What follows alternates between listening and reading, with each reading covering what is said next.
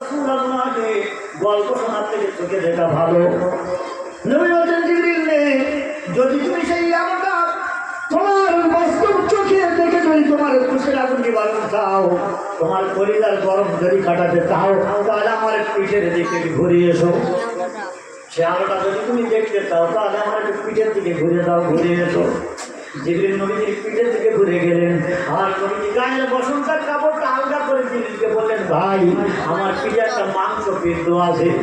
ইংরেজিতে তাকে টিউমার বলা হয়, টিউমার। বাংলায় যাকে বলা হয় এমন করে আপ আপ। বন্ধুগণ, এমন করে শক্ত মাংসের গলা, এর গোটা বাংলায় আরো আমরা বলে থাকি আপ আপ। নবী বলছেন আমার পিঠে একটা মাংসের গলা আছে, ওই গলাটার দিকে নজর করো, করলেই তুমি সে আলোটা দেখতে সুবিধা পাবে। জিবরিল নবীর পিঠের দিকে ঘুরে গেলেন, আর নবীজি গায়ের বসন্ত আলগা করে জিবরিলকে দেখালেন। আল্লাহ জিবরিলকে দেখালেন, বললেন আমার পিঠের মাংসের গলা আছে, ওই গলাটার দিকে নজর করো। জিবরিল পিঠের দিকে ঘুরে গেলেন, আর নবীজি গায়ের কাপড়টা আলগা করে যেই জিবরিলকে দেখালেন, আর আমার আল্লাহ পাক রব্বুল আলামিন নূরে মুহাম্মাদের আলোর ঝলক দিয়ে ওই জিবরিলের চোখ ধাঁধা লাগিয়ে দিয়েছেন। একটু চিল্লায়ে বলুন সুবহানাল্লাহ। জিবরিল সাদ্দাকা ইয়া রাসূলুল্লাহ, আল্লাহ নবী গো আপনি যে বাস্তব তথ্য দিলেন, সেটাই আপনার পিঠের থেকে আমি দেখেছি যে আলোটা আমি ৭২,০০০ বার আকাশে জ্বলতে দেখেছি। সুবহানাল্লাহ। একটু জোরে বলা যাবে না? নারায়ে তাকবীর, আল্লাহু আকবার, নারায়ে তাকবীর, আল্লাহু আকবার। পৃথিবীতে দুইজন পুরুষ হলো সব থেকে সুন্দর, এটাতে পাইখানার সমতুল্য। জোরে বলুন সুবহানাল্লাহ। একজন সুন্দর হলো মা হাওয়া আলাইহিস সালাম। কি নাম? নাম শুনেছেন? হ্যাঁ। যিনি ছিলেন আদম নবীর বিবি। আদম বেহেশতের ভিতরে ঘুরছে ফিরছে বেড়াচ্ছে, ঘুমিয়ে উঠলেই মনের মধ্যে কি যেন একটা অভাব দেখা দিচ্ছে, মুখটা যেন কালো কালো ভাব।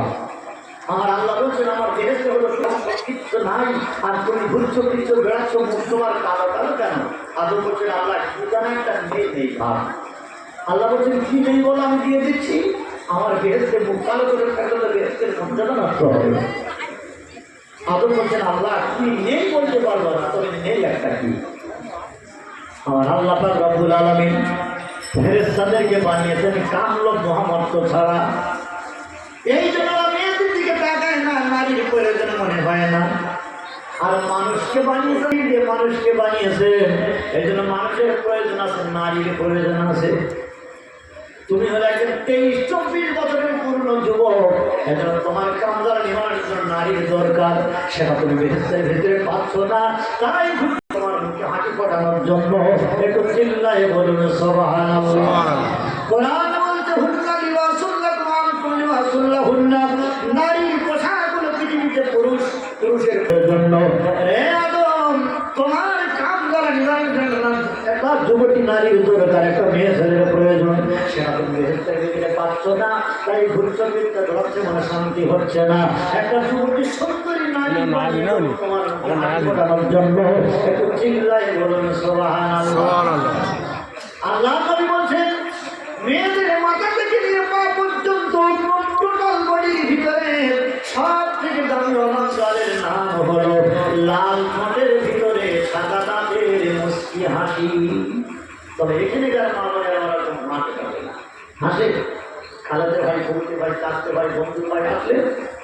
আর স্বামী যদি বাড়ি আসে ধান রিক্সা চালিয়ে মাঠ ঘাট থেকে কাজ কাম করে যদি বাড়ি আসে, এদের সামনে দেখায় কাল বৈশাখী কাদমের ফোন, ঠিক কিনা? এদের সামনে দেখায় কাল বৈশাখী কাদমের ফোন।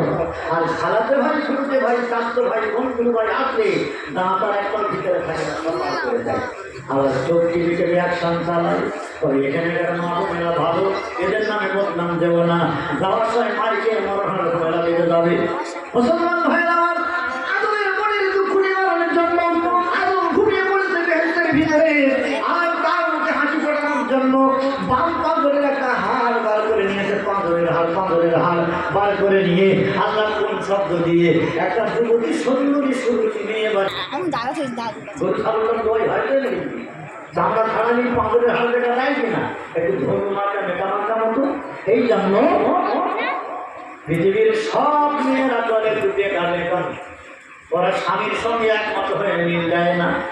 স্বামী ছেলা বিক্রান্ত আলাদা কারণ তৈরি হয়েছে কাহার দিয়ে এটা কাজ ডুবে খাবেন।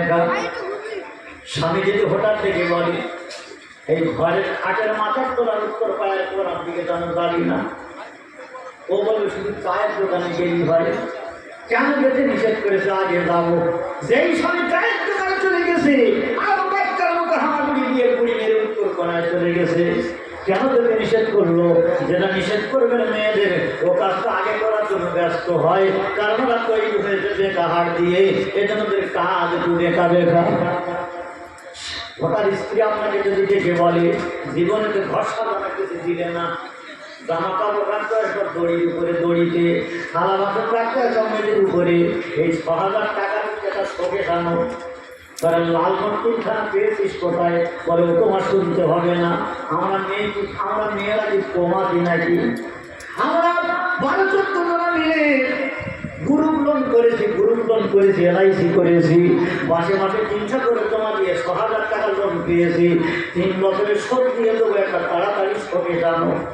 আর স্বামী যদি চালাক হয় বাজারে যাওয়ার আগে জিজ্ঞাসা করে যাবে কি মডেলের আর কি রঙের আনবো, জিজ্ঞাসা করে যদি না যান বাজারে আপনি পছন্দ করে যে শোকে যাবেন ওইখানে আবার ফেরত যাবে, তোমার পছন্দ আমার চয়েস হয়নি। এটা হলো স্বাভাবিক নিয়ম। সুন্দর পাড়গুলো সুন্দর নকশা রয়েছে, সুতো একটু ঘন মার্কা, ৬ মাস টানা হেঁটা করে শুনতে পারবে না। আর তার দোকান